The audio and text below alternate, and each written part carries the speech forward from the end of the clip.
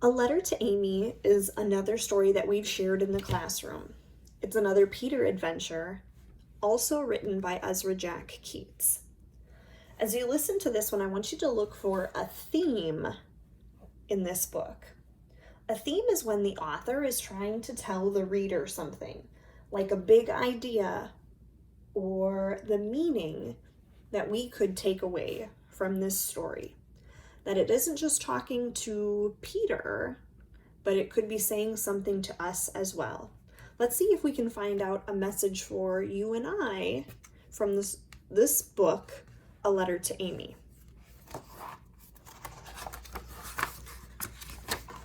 A Letter to Amy by Ezra Jack Keats. I'm writing a letter to Amy. I'm inviting her to my party, Peter announced. Why don't you just ask her? You didn't write to anyone else, his mother said. Peter stared at the sheet of paper for a while and said, well, this way it's sort of special. He folded the letter quite a few times, put it in an envelope, and sealed it. Now I'll mail it, he said.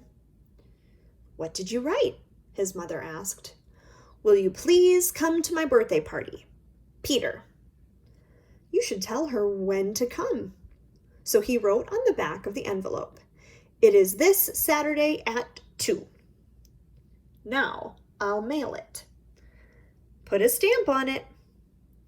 He did, and started to leave. Wear your raincoat. It looks like rain. He put it on and said, It looks like rain. You'd better stay in, Willie. There's Willie. And he ran out to mail his letter. Oh, look at the sky.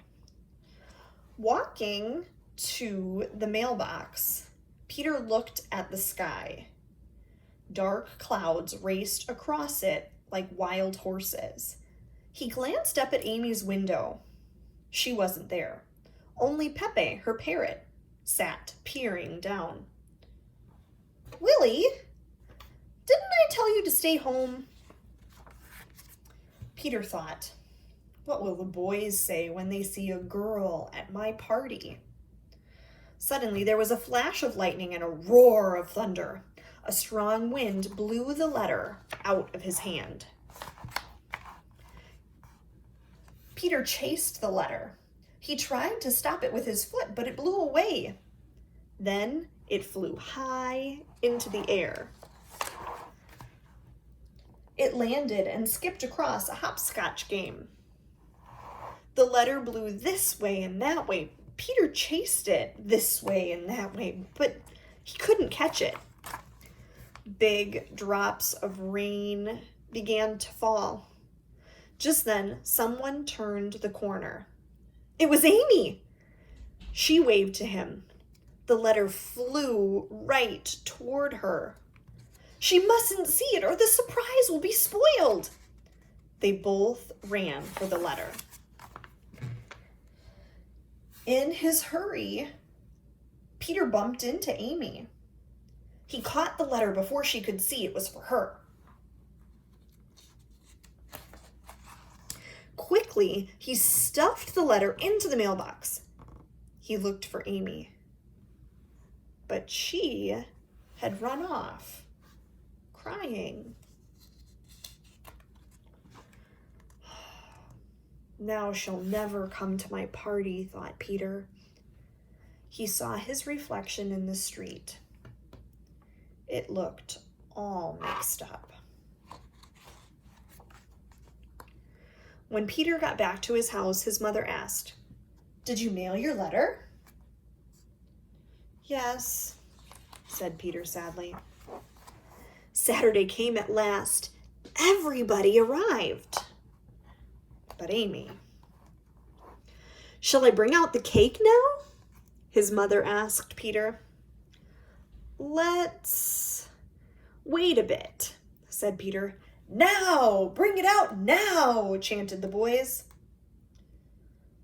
All right, said Peter slowly. Bring it out now. Just then, the door opened. In walked Amy with her parrot. Ugh, a girl. Ugh, said Eddie.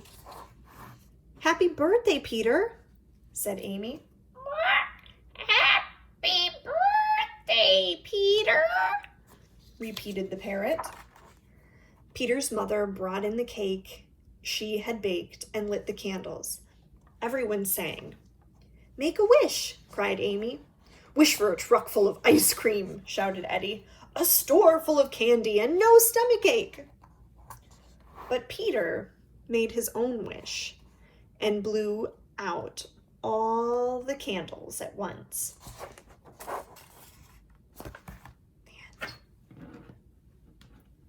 I wonder if